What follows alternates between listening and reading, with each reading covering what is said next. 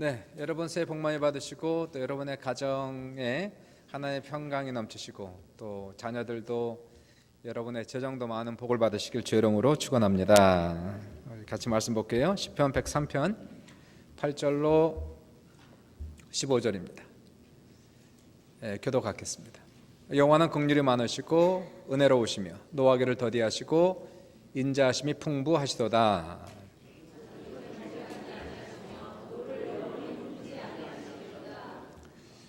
우리의 죄를 따라 우리를 처벌하지는 아니하시며 우리의 죄악을 따라 우리에게 그대로 갚지는 아니하셨으니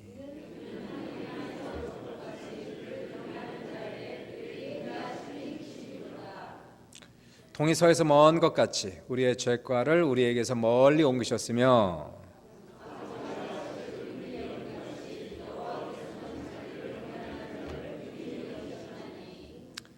이는 그가 우리의 체질을 아시며 우리가 단지 먼지뿐임을 기억하심이로다. 인생은 그날이 불과 같으며 그 영화가 들의 꽃과 같도다. 오늘 제목은 하나님의 긍휼이 되겠습니다. 한번 따라해 보실래요? 하나님의 긍휼. 하나님의 성품 중에 빼놓을 것이 없는데 빼놓을 수 없는 것이 있는데 그것이 그분의 한없는 긍휼한 마음이 되겠습니다. 오늘 본문에서도 이 하나님에 대해서 말씀하시면서 여호와는 긍휼이 많으시다라고 말씀하세요. 이 하나님의 긍휼하심이란 우리 연약한 인간을 사랑하시고 불쌍히 여기는 그분의 뜨거운 마음, 그것이 긍휼하심입니다. 하나님은 우리가 연약한 존재임을 이미 알고 계십니다. 오늘 14절도 말씀하시기를 이는 그가 우리의 체질을 아시며 우리가 단지 먼지뿐임을 기억하심이로다 라고 말씀하세요. 우리는 흙으로 만들어진, 그래서 인간의 몸은 병들기 쉽고 마음은 상처받기 쉬운 인간이라는 것이에요. 오늘 추영구 장로님께서 일부 예배를 드리시고 가셨는데 우리 추소자 원사님이 넘어지셔서 지난주도 못 나오셨고 이번 주도 못 나오시고 거동이 아주 어려우세요. 작년 시니어 알파를 하면서 제가 추영구 장로님이 이런 말씀하셔서 제 마음에 큰 감동을 좀 받았습니다. 예전에는 추소자 원사님이 넘어지면 많이 다그쳤다는 거예요. 아니 왜 그렇게 조심하라니까 조심을 안 해갖고 자꾸 넘어지냐고 그랬는데요. 이제 연세가 드시고 80이 넘으시고 그러니까 요즘에는 아내가 넘어지면 가슴이 아프다는 거예요. 불쌍하다는 거예요. 그냥 눈물이 난다는 거예요. 오늘도 그 얘기했더니 눈물을 훔치면서 가시더라고요. 긍휼한 마음입니다. 긍휼한 마음. 그냥 불쌍히 여기는 마음. 넘어질 수 있지. 그거 다그치는 마음이 아니라 충고하는 게 아니라 그냥 너무 안 된 거예요. 불쌍한 거예요. 같이 울어주는 거예요. 긍휼한 단어는 히브리 말로 라홈이라고 하는데 직역하면 자궁이에요. 여인의 자궁. 자궁 안에 있는 아기를 향한 어머니의 마음, 이것이 긍휼이라는 거예요. 13절을 보시니까 아버지가 자식을 긍휼히 여긴 같이 여호와께서는 자기를 경외하는 자를 긍휼히 여기시나니, 그러므로 긍휼이란 부모가 자식을 긍휼히 여기고 사랑하고 연민하는 것, 이것이 하나님의 긍휼한 마음을 지금 얘기하고 있는 겁니다. 하나님의 긍휼에 대한 얘기를 하시면서 첫 번째, 하나님은 죄인을 긍휼히 여기신다는 거예요. 하나님의 긍휼은 먼저 우리 죄인들을 향한 하나님의 뜨거운 마음, 불쌍히 여기는 마음을 긍휼이라 얘기합니다. 11절을 열어보시면 거기에 우리의 죄를 따라 우리를 처벌하지는 아니하시며 우리의 죄악을 따라 우리에게 그대로 갚지는 아니하셨으니, 이렇게 얘기하세요. 자식들이 죄를 범했을 때에 사람들은 다 손가락질하고 정죄하죠. 감옥 가는 그러한 사람을 향해서 죄를 졌으면 벌을 받아야지. 하지만 이 부모라는 것은 감옥 가는 자식 때문에 가슴이 미어지는 거예요. 가슴이 찢어지는 고통을 받는 겁니다. 이것이 바로 자식을 향한 부모의 긍휼한 마음이라는 것이에요. 예레미야서 31장 20절을 보시니까 하나님께서 죄로 인해 벌받고 멸망한 북이스라엘 향해서 이렇게 말씀을 하고 있어요. 에브라임은 나의 사랑하는 아들, 기뻐하는 자식이 아니냐? 내가 그를 책망하여 말할 때마다 깊이 생각하노라. 그러므로 그를 위하여 내 창자가 들끓으니 내가 반드시 그를 불쌍히 여기리라. 여호와의 말씀이라. 긍휼은, 하나님의 긍휼은 가슴이 막 창자가 찢어지는 듯한 죄인을 향한 하나님의 마음이 긍휼이라는 것이. 여기서 창자라는 것은 히브리 말로 라함, 되고요. 불쌍히 여긴다는 것은 라훔 되는 거예요. 그래서 하나님 말씀하는 것이 우리가 죄를 지어서 죄 때문에 멸망하고 죄 때문에 고통당할 때 하나님의 창자가 라함이 끊어지듯이, 그래서 하나님께서 반드시 우리를 향하여 라훔하리라, 불쌍히 여기리라. 자식이 죄를 범했을 때 부모는 자식이 좀 죄를 깨달으라고 징계하고 때리지만 때릴 때 부모의 마음이 더 아픈 거예요. 그래서 자식이 맞고 울면은 부모도 같이 울고 더 이상 때릴 수가 없어서 매를 던져버리는 겁니다. 그리고 나서 울면서 잠든 아이의 종아리를 한밤중에 어루만져 주면서 약을 발라주고 가슴 아파하는 것이 하나님의 마음이라는 거예요. 이것이 우리가 죄인일지라도 자식을 향한 부모의 마음일진데, 하물며 죄를 징계하는 하나님의 고통은 부모의 마음보다도 100배나 더 크다는 거예요. 오늘 우리를 향한, 나를 향한, 죄 때문에 내가 죄에 묶여 고통당하는 우리를 향한 하나님의 긍휼하신 마음. 그래서 욥기 5장 18절 보시니까 하나님은 아프게 하시다가 싸매시고 상하게 하시다가 그의 손으로 고치시느니라 라고 말씀하고 있어요. 왜냐하면 하나님은 아세요. 우리가 육체가 강철로 만들어진 것이 아니고, 우리의 마음이 노쇠로 만들어진 것이 아니고, 우리는 흙으로 만들어졌고 먼지일 뿐임을 알고 계시기 때문에 우리를 향해서 하나님의 눈물이 있어요. 하나님의 긍휼하심이 있다는 거예요. 이 하나님의 긍휼하심은 너무나 중요한 것이, 하나님의 긍휼하심은 우리 인간 죄인을 구원하는 시발점이 되고 있는 거예요. 하나님의 긍휼은 그냥 불쌍히 여기는, 치근히 여기는 것으로 끝나는 것이 아니라 내가 반드시 너희들을 구원해야 되겠다라고 하는 하나님의 결의로 나타나는 거예요. 감옥을 가는 자식을 향해서 얘야, 내가 대신 너를 위해서 감옥에 갔으면 좋겠다. 너 대신 내가 아팠으면 좋겠다. 죄 때문에 죽어가는 자식들 향해서 너희들이 죽는 것보다 내가 차라리 죽었으면 좋겠다라는 하나님의 긍휼한 마음은 결국 한이 없고 끝이 없어 그의 아들 예수를 보내는 주님의 실천으로 나타나는 거예요.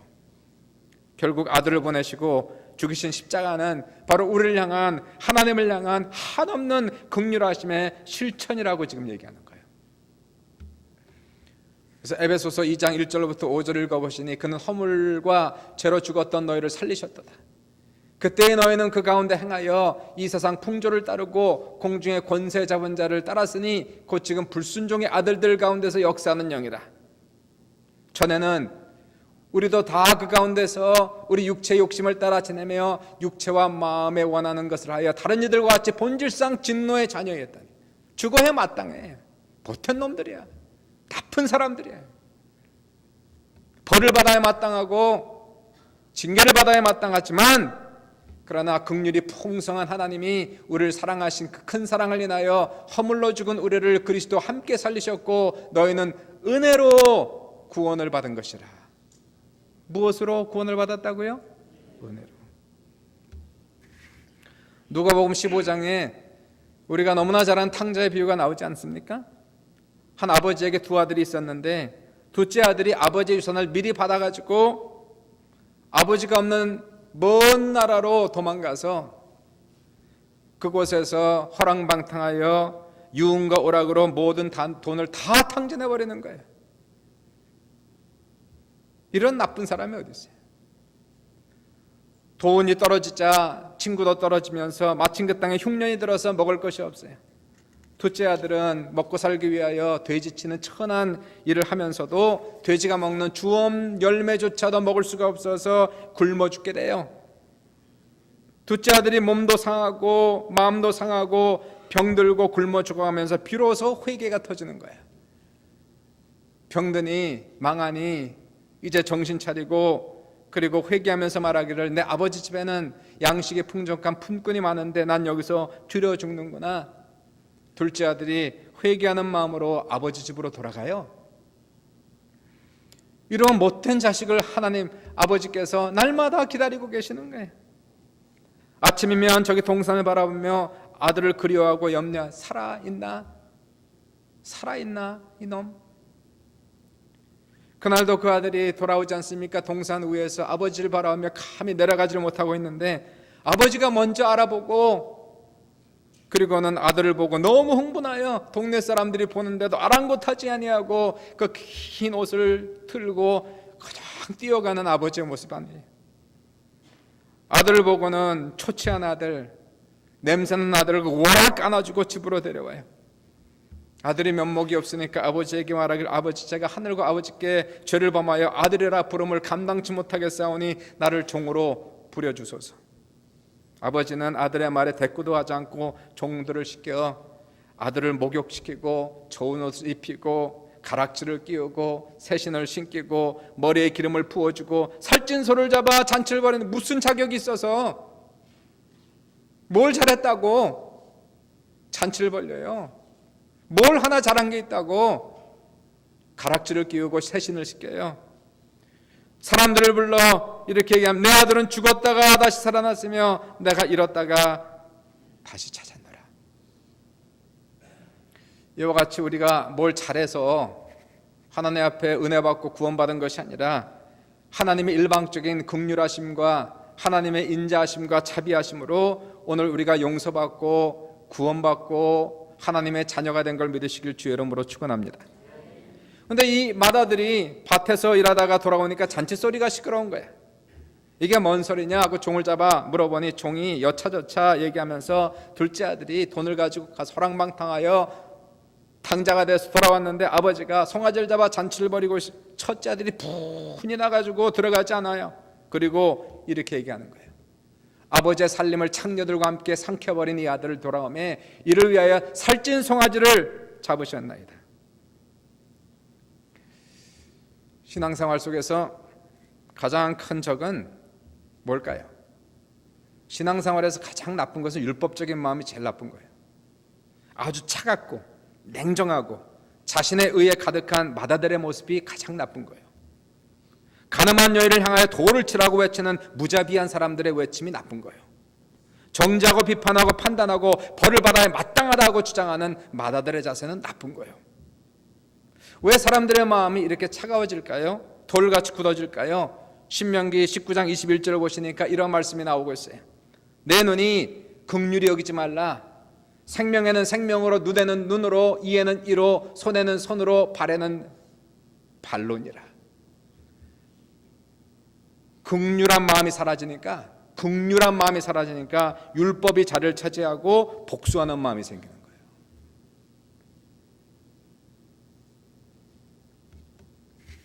탈무드에 이런 얘기가 나와요. 어떤 사람이 아들에게 옆집에 가서 칼 좀 빌려오너라 고 보냈는데 옆집 사람이 빌려주지 않아서 빈손으로 돌아왔어요. 얼마 시간이 지나서 이번에는 옆집 사람이 반대로 칼을 빌리러 왔는데 아버지가 아들에게 칼을 빌려주라.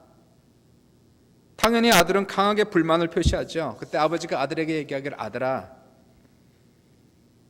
당신이 칼을 빌려주지 않았으니까 우리도 빌려줄 수 없다라고 말하면 그건 복수다. 그런데 당신이 칼을 빌려주지 않았지만 그래도 우리는 빌려준다, 빈정대면서 빌려주면 그건 증오다. 그러나 저 집에서 빌려주지 않은 것을 깨끗하게 용서하고 빈 마음으로 칼을 빌려주면 그것은 곧 긍휼이다 그랬어요. 우리가 교회에서나 가정에서 공동체 생활하면서 가장 중요한 것은 서로가 서로를 향하여, 넘어진 사람을 향해서, 힘들고 어려운 사람을 향하여 불쌍한 마음을 갖는 긍휼한 마음이 가장 중요한 거예요. 이번에 미국의 45대 대통령 선거는 가장 치열하고 가장 많은 논란이 있었던 선거입니다. 공화당의 트럼프, 그리고 민주당의 클린턴. 클린턴은 트럼프에 비해서 popular vote에서 300만 표를 더 많이 받았어요. 2.1%를 더 많이 받았어요. 그런데도 트럼프가 더 많은 지역구를 얻어서 대통령이 됐어요. 역사상 최고의 사건이었어요. 트럼프 시대가 열리면서 전 세계가 불확실, 긴장 속에 지금 들어가 있지 않습니까? 트럼프가 대통령이 된 것은 기독교적 가치관으로 볼 땐 좋은 겁니다. 이번에 트럼프는 공개적으로 낙태를 반대하고 있어요. 동성결혼을 반대하고 기독교 우선주의를 표방하고 나왔어요. 앞으로 이번에 명령이 떨어졌지 않습니까? 국내외에 낙태를 시술하는 클리닉은 미국 정부의 지원을 전혀 받을 수가 없습니다. 이미 시행에 들어갔어요. 그리고 동성결혼에 대해서는 이미 그 웹사이트를 보시면은 이전에 오바마 행정부는 이들을 옹호하는 정책을 폈지만은 동성연애에 대해서 완전히 지워버렸어요. 그리고 난민은 우선적으로 기독교인들에게 우선권이 주어졌어요.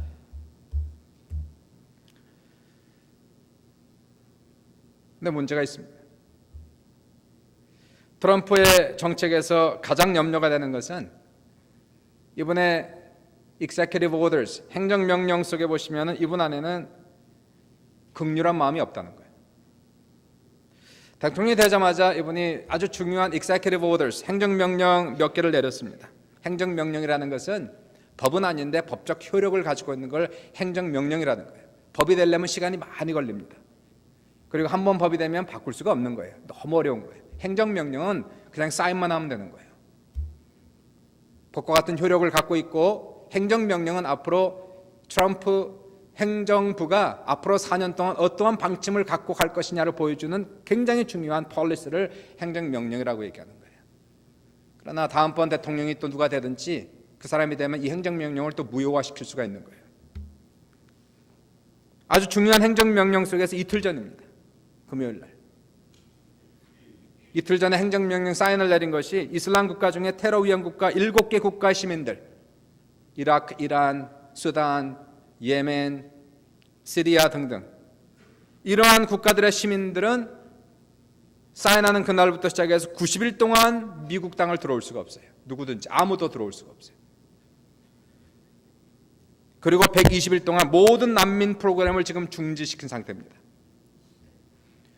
이번에 캠페인에서 슬로건이 America First, 미국 보호주의라는 그 대선 약속을 대통령이 되는 그 첫날부터 지키기 시작하는 거예요. 말뿐이 아니었다는 것을 이제는 알고 있죠. 문제는 뭐냐면은 이와 같은 미국 땅을 밟지 못하게 하는 사건 때문에 합법적으로 미국 비자를 받고 비행기를 타고 오다가 명령이 떨어진 사람이 있어요. 미국 공항에 내렸는데 이국 거절이 되는 거예요. 못 들어와요 지금. 오도 가도 못하고 그리고 비행기 타고 돌아가야 됩니다. 90일 동안은 미국 땅을 밟지 못해. 이 사건은 미국 영주권자들에게도 지금 해당이 돼요. 그린 카드를 가지고 있는 사람들. 이미 미국에 살면서 시민권은 아니고 영주권을 가지고 있는 사람들 중에서 일하다가 사업관계로 해외 출장 갔다가 또는 여행으로 나가 있다가 명령이 떨어져서 90일 동안 돌아오지 못하고 있어요. 90일이 지난 다음에 이것은 이 명령은 연장될 수도 있고 해제될 수도 있고 더 많은 나라들이 미국 입국 금지국이 될 수도 있습니다. 기독교 정신 속에서 물론 낙태를 반대하고 동성결혼을 반대하는 것도 기독교적이지만 그것만 가지고 기독교적이라고 얘기할 수는 없는 거예요. 기독교적인 사상 속에 가장 중요한 것은 우리 안에 있는 예수 그리스도의 마음, 긍휼과 자비와 용서를 버리면 그것은 결코 기독교라고 얘기할 수 없는 거예요. 긍휼은 결코 기독교인의 종교적 장신구가 될 수가 없는 겁니다. 성경은 하나님께서 우리를 불쌍히 여기신 것처럼 우리도 서로 불쌍히 여기라고 분명히 말씀을 주시고 있어요. 긍휼은 기독교인의 가슴에서 한 번도 그 박동을 멈추지 말아야 되는 주님의 심장이 긍휼한 마음을 말하는 거예요.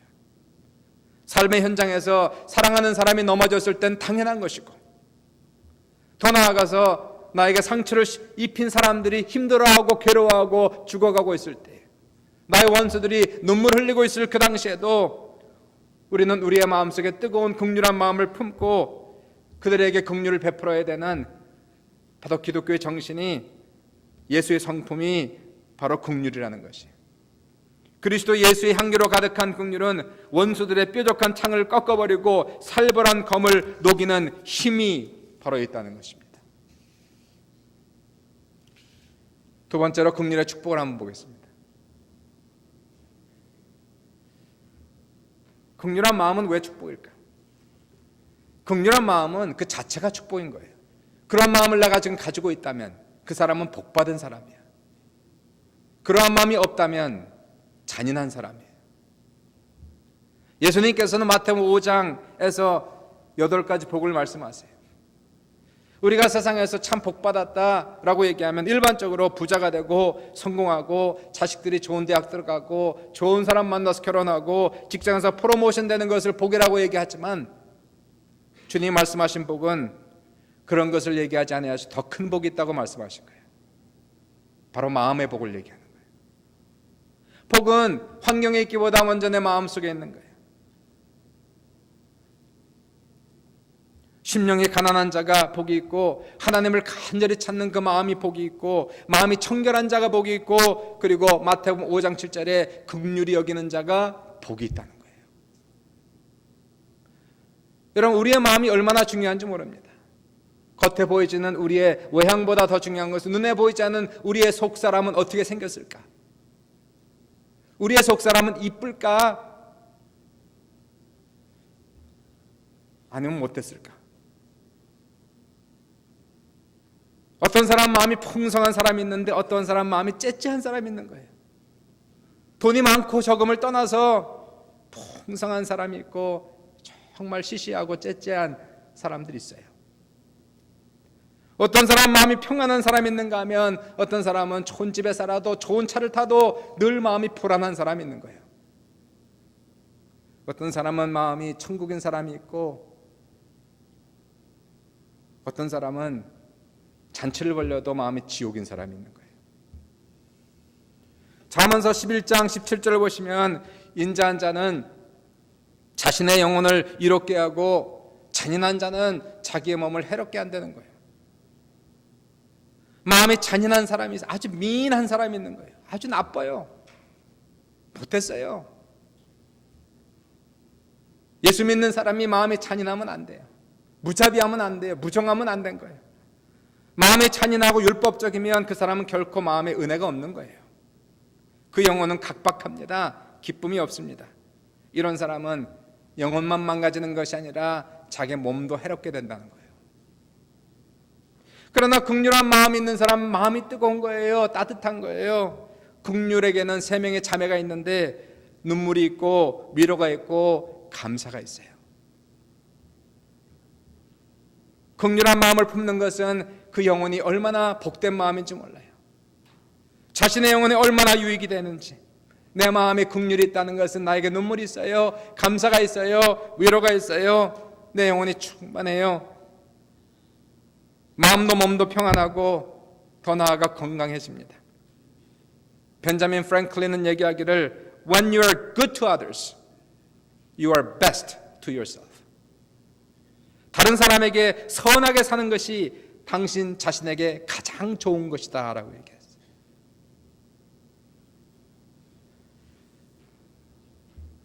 두 번째로 긍휼히 여기는 사람은 긍휼히 여김을 받게 돼 있어요. 인생사례는 인지상정입니다. 인지상정이란 인간의 길이 있는데 보편적으로 주고받는다는 거예요. 보편적인 사람의 관계와 정, 일반적인 관계는 다 주는 대로 받고 받는 대로 주는 거예요. 사랑을 베풀면 사랑을 받고 용서를 베풀면 용서를 받고 은혜를 베풀면 은혜를 받고 긍휼을 베풀면 긍휼을 받는 거예요. 사람을 정죄하면 언젠가 나도 정죄를 받을 것이고 용서하지 않으면 사람도 나를 용서하지 않을 겁니다. 우리가 다 부족하고 연약하고 죄인이기 때문에 용서와 긍휼이 필요 없는 사람은 한 명도 없는 거예요. 언젠가 나도 누군가 용서가 필요해요. 누군가의 긍휼이 필요해요. 그러면 심어야 되는 거예요. 저축을 해야 되는 거예요. 사람들의 심령 속에 용서를 저축해주고 그 사람들의 긍휼을 저축해주고 그 사람들에게 자비를 저축해주면 언젠가 나도 넘어질 때가 있어요. 나도 힘 빠질 때가 있는 거예요. 나도 쓰러질 때가 있는 거예요. 그때는 찾아 쓰는 거예요. 긍휼을 찾아 쓰고 용서를 찾아 쓰고 자비를 찾아 쓰지만 아무것도 저축한 사람이 것이 없으면, 사람들에게 심은 것이 없고 저축한 것이 없으면 내가 힘들어지고 어려워질 때에 찾아 쓸 것이 없는 거예요. 마지막으로 야고보서 2장 13절에 긍휼의 축복이 나옵니다. 긍휼을 행하지 아니하는 자에게는 긍휼을 없는 심판이 있으리라. 긍휼은 심판을 이기고 자랑하느니라. 모든 사람은 죽습니다. 언젠가 다 갑니다. 사람이 한 번 죽는 것은 정한 것이고 죽음 이후에는 심판이 있는 거예요. 한 사람도 하나님의 심판대를 거치지 않는 사람이 없어요. 과연 그 심판을 이기는 것은 무엇일까요? 내가 믿음이 좋아서, 의롭게 살아서, 선을 많이 행해서, 신앙생활 잘해서 하나님의 심판을 이기는 것이 아니라고 말씀에 써 있어요. 우리가 심판대를 넉넉하게 지나갈 수 있는 것은 나의 의가 아니에요. 나의 행위가 아니에요. 야고보서 2장 13절에 긍휼이 심판을 이긴다고 얘기하는 거예요. 우리에게 필요한 것은 하나님의 불쌍히 여김을 받는 것, 하나님이 나를 긍휼히 여겨주는 것, 나를 자비롭게 여겨주는 것. 나에게 죄가 많아요. 나에게 부족하고 연약한 것이 많아요. 주님의 심판대 앞에 섰을 때에 주님이 나를 사랑하시고 나를 긍휼히 여기시고 주님의 보혈로 나의 죄를 덮어주지 않으면 나는 심판대 지나갈 수 없어요. 우리에게는 하나님의 긍휼하심이, 주님의 불쌍히 여기심이 필요한데, 긍휼을 많이 베푼 사람은 하나님의 많은 긍휼하심을 받을 것이고, 용서를 많이 베푼 사람은 하나님의 많은 용서를 받을 것이기에 긍휼은 심판을 이기는 거예요. 우리가 천국에서 축복도 내가 세상에서 얼마나 많은 일을 했느냐에 달려 있는 것이 아니에요. 오히려 하나님의 더 많은 긍휼하심을 받은 자, 더 많이 불쌍함을 입은 자들이 천국에서 더 높은 자리에 올라갈 수가 있다는 것이에요. 긍휼은요, 너무나 필요한 하나님의 마음. 하나님은 지금도 오늘도 이 자리에 모인 예외자들을 불쌍히 여기세요. 잘하면 기뻐하시고 못하면 불쌍히 여기시고.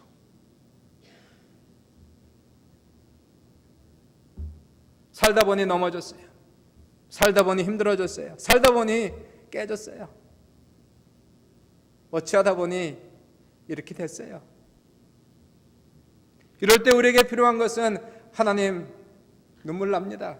회개합니다. 내 마음이 상했습니다. 이러한 모습을 가지고 가는 사람은 100% 하나님의 긍휼하심을 입을 거예요. 그리고 하나님의 구원하심과 하나님의 은혜를 반드시 입을 겁니다. 이 각박한 세상, 현대인의 삶과 이 도시의 삶과 이민의 생활을 살아가면서 다 힘들어요. 다 바빠요. 다 각박해졌어요. 다른 사람의 삶을 돌아볼 만한 여유가 없어요. 이러한 생활 속에서 중요한 것은 우리의 마음을 지키는 게 얼마나 중요한지 몰라요. 깜빡 잘못하면 내 마음도 돌같이 굳어질 거예요. 이제는 눈물이 사라져버려서 아무리 은혜 있는 자리에 가도 눈물이 나지 않아요. 아무리 불쌍한 사람을 봐도 눈물이 나지 않아요. 이게 어찌 된 겁니까? 주님은 우리를 보고 한 번도 눈물을 그치신 적이 없는데, 예수님이 나를 위해 십자가에 돌아가시니까 그토록 사랑하시고 긍휼을 베푸셨는데, 우리에게 필요한 것은 바로 이러한 마음을 회복하는 것이 얼마나 중요한지 몰라요. 각 가정에서도 실패한 남편을 부추기고 그리고 긍휼히 여기는 아내의 따뜻한 마음이 필요한 것이고, 아내가 실수했을 때 남편이 격려해주고 위로해주고 포용해주는 마음이 필요한 거고요. 교회에서도 연약한 지체, 힘든 지체, 어려운 지체가 얼마나 많은지, 다 늙고 지치고 병들고 가난해지면 허약해지고, 이럴 때 우리에게 필요한 것이 바로 따뜻한 마음, 정 있는 마음, 덮어주고 포용하고 친절을 베푸는 마음. 한국 사회를 보면 무섭습니다. 사상이 첨예하게 대립되어 그 어떠한 누구에게도 긍휼한 마음을 찾아볼 수 없는 한국 사회를 보게 돼요. 사람들에게 서로 선동되어서 돌을 던지는 그러한 사회 속에서 다른 사람 돌 던질 때 나도 돌 던져 드는 것이 아니고요. 그런 것이 중요한 것이 아니에요. 우리는 이러한 세상을 살아가면서 우리에게 필요한 것은 하나님의 마음을 회복하는 게 너무 중요한 것이고, 차디찬 우리의 마음속에 하나님의 성령의 불을 지피셔서 그리스도의 마음을 가지고 이제는 눈물도 회복되고 인정도 회복되고 긍휼한 마음도 회복되어서 가정에서나 교회에서나 사회에서나 서로가 서로를 포용하고 덮어주고 화해하고 용서할 수 있는 이러한 모습이 바로 오늘날 주님이 우리를 향하신 하나님의 뜻임을 믿으시길 주님의 이름으로 축원합니다. 나의 마음은 어떤가를 한번 보세요. 우리의 마음은 지금 어떠한 상태에 있는지 혹시 굳어지지 않습니까? 불쌍한 것을 봐도 불쌍하지 않고 더 이상 눈물도 나지 않고, 우리는 기도하기를 하나님, 우리의 마음에 손을 얹어 안수하시고 주여 우리의 마음이 짐승의 마음이 아니라 사람의 마음이 되게 하시고 잔인한 마음이 아니라 인자한 마음이 되게 하시고 모든 사람을 향하여 불쌍한 사람을 향하여 눈물을 흘릴 수 있는 귀한 긍휼한 마음을 갖게 하소서. 가정에, 교회에, 사회에, 민족에, 나라에 이러한 놀라운 마음이 회복될 수 있기를 주님의 이름으로 축원합니다. 기도하겠습니다.